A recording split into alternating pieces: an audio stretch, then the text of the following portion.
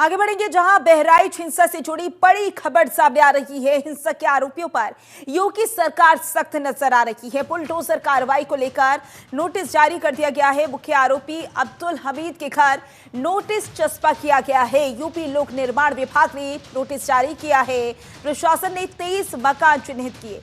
3 दिन में घर खाली करने का निर्देश दिया गया है।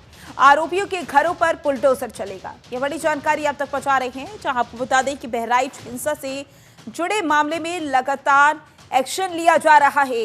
दरअसल बहराइच हिंसा तब हुई थी जब दुर्गा प्रतिमा का विसर्जन था। उसी दौरान डीजे बजाने को लेकर यह विवाद शुरू हुआ था और उसी के बाद से जो आरोपी हैं उनकी तलाश शुरू हो गई थी। और इसमें अगर बात की जाए आरोपियों की तो सरफराज और तालीम को गोली लगी है। इसके अलावा 5 आरोपी गिरफ्तार भी हुए हैं जिनसे पूछताछ जारी है। ऐसे में अब सीएम योगी आदित्यनाथ भी इस मामले को लेकर लगातार सख्त नजर आ रही हैं और तमाम दिशा निर्देश जारी कर दिए गए हैं। नोटिस भी जारी कर दिया गया है, यानी कि जितने भी आरोपी हैं उनके आशियाने पर बुलडोजर चलता हुआ नजर आएगा। तो मुख्य आरोपी अब्दुल हमीद के घर नोटिस चस्पा किया गया है।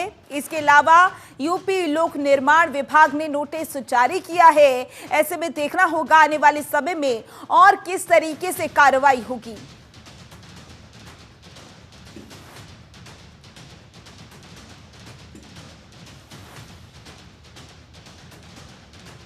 और इसी पर ज्यादा जानकारी के लिए हमारे संवाददाता रिजवान हमारे साथ जुड़ चुके हैं। रिजवान, बहराइच हिंसा की बात की जाए तो लगातार एक्शन लिया जा रहा है, लेकिन अब आरोपी को नोटिस भी दे दिया गया है। बुलडोजर की कार्रवाई जल्द मानी जा रही है, क्या अपडेट?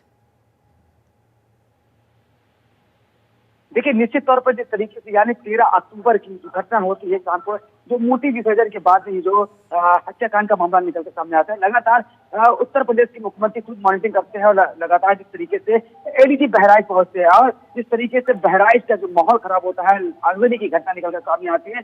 लेकिन जिसके बाद जो कहा जाता था उत्तर प्रदेश के मुख्यमंत्री की तरफ से, जो आरोपी है उसको बख्शा नहीं जाएगा। लेकिन जिस तरीके से पीड़ित परिवार जो मुख्यमंत्री से मिलता है, लगातार उनको भी आश्वासन दिया जाता है कि जो आरोपी है उनको बख्शा नहीं जाएगा, तमाम जो इस पर कार्रवाई है वो होकर रहेगी। लेकिन जिस तरीके से लगातार यानी 5 आरोपियों को परसों पकड़ा गया, जिससे 2 लोगों को इनकाउंटर किया गया, यानी 2 लोगों को गोली लगी है, जिसके बाद उनको मेडिकल कॉलेज भर्ती कराया गया, न्यायालय में पेश किया गया। अब 14 दिन के लिए उनको न्यायिक हिरासत में भेज दिया गया। लेकिन जिस तरीके से यानी कल सुबह से जो बहराइच जिला प्रशासन है वो लगातार मुस्तैद नजर आ रहा था। लेकिन जिस तरीके से जो तमाम उन मुख्य आरोपी के घरों पर जो नोटिस चस्पा की गई थी, यानी पीडब्ल्यूडी की तरफ से लगातार उनके घरों का जो सर्वे किया जा रहा था, यानी जिस तरीके से जो नाम जो लिस्ट निकल कर सामने आई, यानी 23 मकानों को चिन्हित किया गया दुकानों मकान को लेकर के, यानी 19 जो है मकान दुकान या मुस्लिम के और 4 हिंदू के। यानी जिस तरीके से उनका अल्टीमेटम भी दिया गया है कि 3 दिनों के अंदर यानी अपने सामानों को जो है निकालिए, खाली कर दिया जाए, वरना इस पर बुलडोजर जो है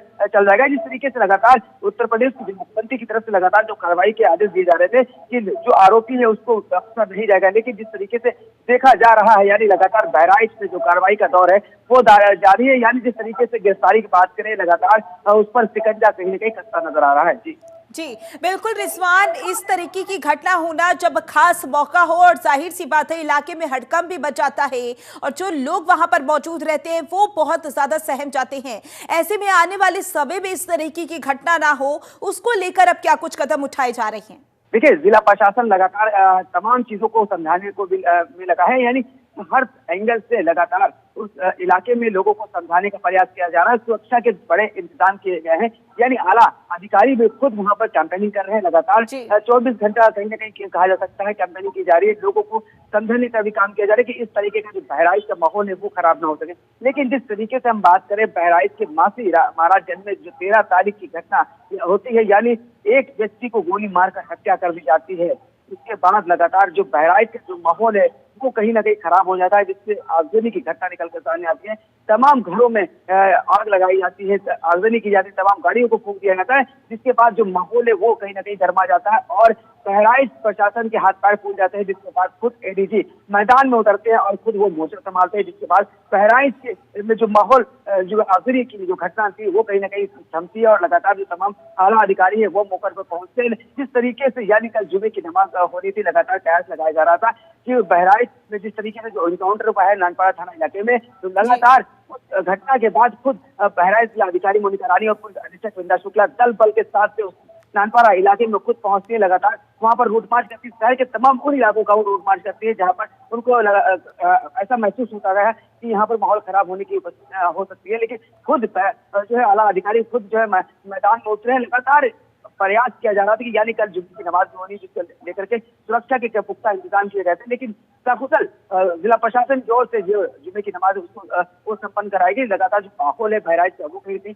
शांतिपूर्ण माहौल है, और लेकिन जिस तरीके से जो आरोपियों पर जो कार्रवाई है वो कहीं न कहीं उनके सरों पर मंडरा रही है। लगातार जो कार्रवाई का आदेश था मुख्यमंत्री की तरफ से वो कहीं न कहीं देखने को मिल रहा है। तकरीबन 50 से ज्यादा लोगों को गिरफ्तार कर लिया गया, लेकिन जो इसमें मुख्य आरोपी थे उनमें 5 लोगों को गिरफ्तार किया गया है, लेकिन अभी भी एक की तलाश जारी है। लेकिन जिस तरीके से जो आखिरी जो व्यक्ति है उसकी तलाश जारी है, कयास लगाया जा रहा है कि जो छठा जो आरोपी है उसको पकड़ने के बाद जो पूछताछ हो सकती है और हो सकते कई बड़े खुलासे हो सकते हैं। यानी जिस तरीके से जो एनकाउंटर की जो कार्रवाई बहराइच पुलिस की तरफ से जो परसों की थी, एक बड़ी सफलता हाथ लगी। यानी कहा जा रहा था कि जो नेपाल भागने के इतिहास में है ये आरोपी, और जिसके बाद बड़ी कार्रवाई देखने को मिलती है। यानी तो छठा आरोपी अभी से कहीं ना कहीं पुलिस के लिए एक चैलेंज है, और छठा आरोपी कब तक बिल्कुल देखना होगा रिजवान, 3 दिन के अल्टीमेटम के बाद आगे किस तरीके से कार्रवाई होगी। ज्यादा जानकारी के लिए बहुत बहुत शुक्रिया आपका।